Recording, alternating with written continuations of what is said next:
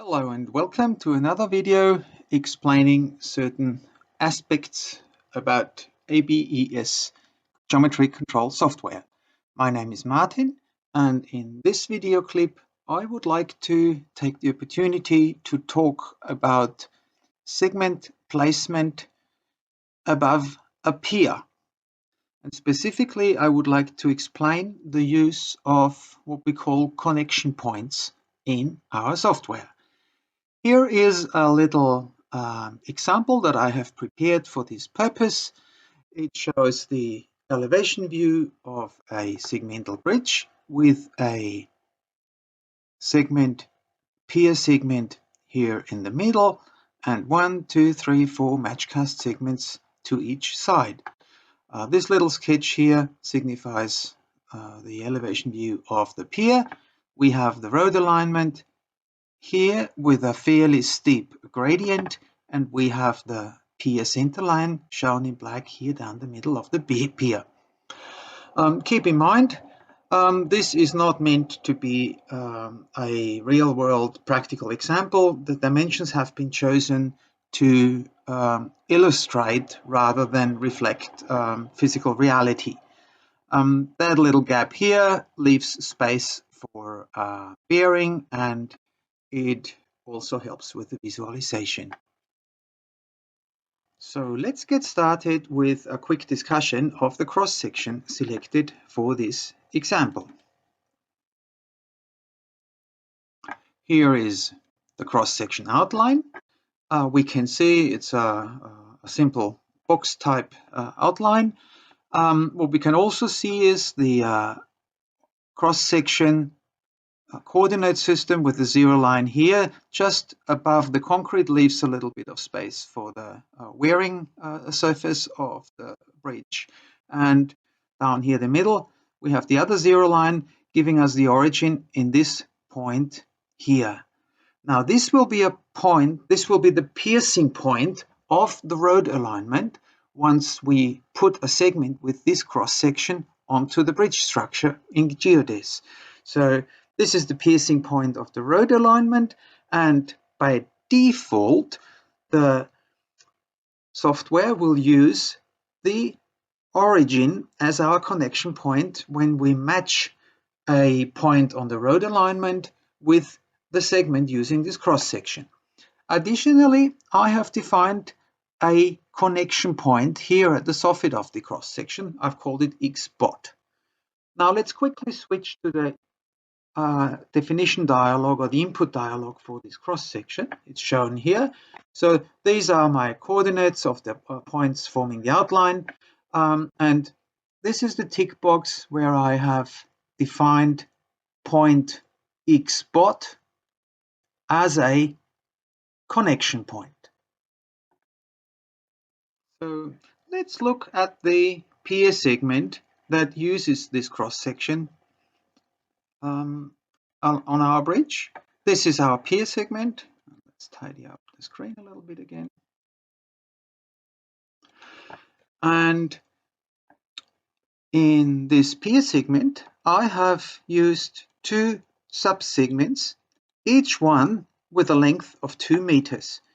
So formally, we will have a joint at the start of the segment, one right in the middle, and one at the end of the segment.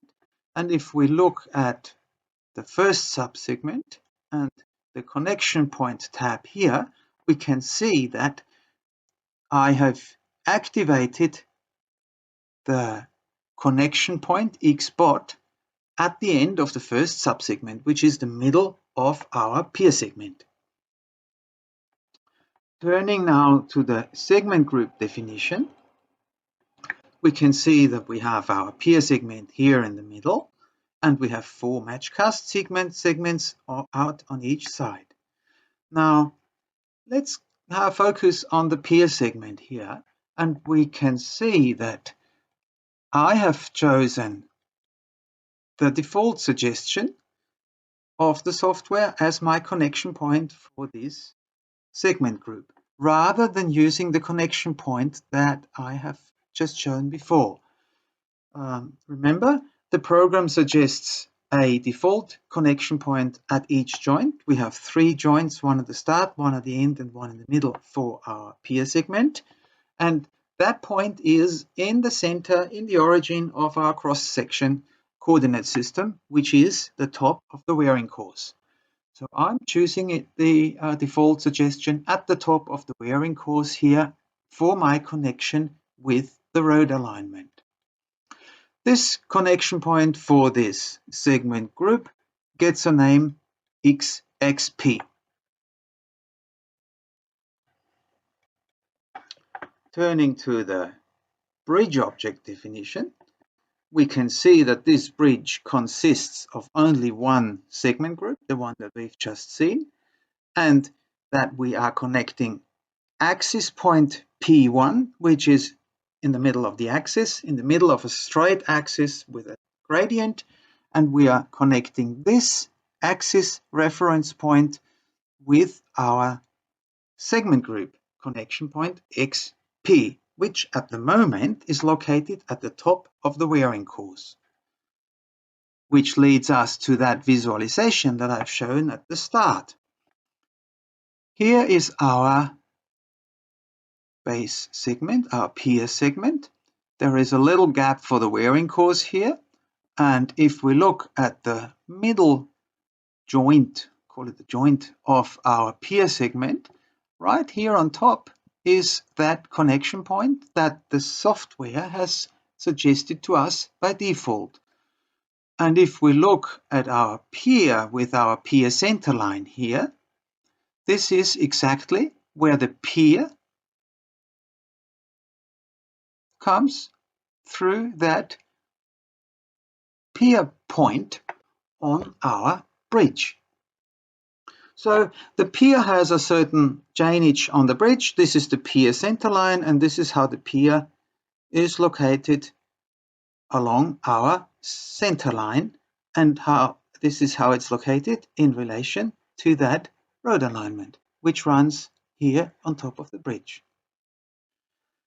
What that, of course, means is that on a gradient, the joint will run like this, and by the time we're reaching the bottom of the cross section, it will have moved away quite a little bit from the pier center line, and that is very often not a desired geometry, because the bearings will be down here, and it will be important that the pier soffit is actually in the center or centered on the bearings. This is where the connection point in our cross-section definition comes into play. Let's go back to the segment group definition, and let's change the connection point selection here from the default setting to our Xspot connection point, which, as we remember, sits at the soffit of our cross section. So I have selected Xspot now, and that becomes our connection point XXP on our segment group. And what that does is it makes the program move the connection point onto the pier top, or the selected station chainage of our connection with the road alignment. So this point down here is smack below that axis connection point, and it is smack on the pier center line, like we intended to do. And of course, that means on a gradient, the segment joint will run at an angle, and where the segment joint actually comes up to the road alignment level up here, the chainage will differ. The chainage of that central pier segment joint, call it a joint, will differ from the drainage of the pier centerline. This little manipulation has had an effect on all segments in this segment group because it has shifted the pier segment to one side, and it has also shifted all the adjacent segments in this segment group. And imagine if we are on a curve in plan view, this has affected now the segmentation for all connected segments. So therefore, it's always important to be very clear about the details of the connection, of how the connection on this bridge, on a bridge, is established. Both ways, I've encountered both ways, but what we see here on the screen is by far the more common way that I've seen for bridges with a gradient. And the connection point in our cross-section definition serves exactly the purpose of getting this connection right to a very high degree of detail.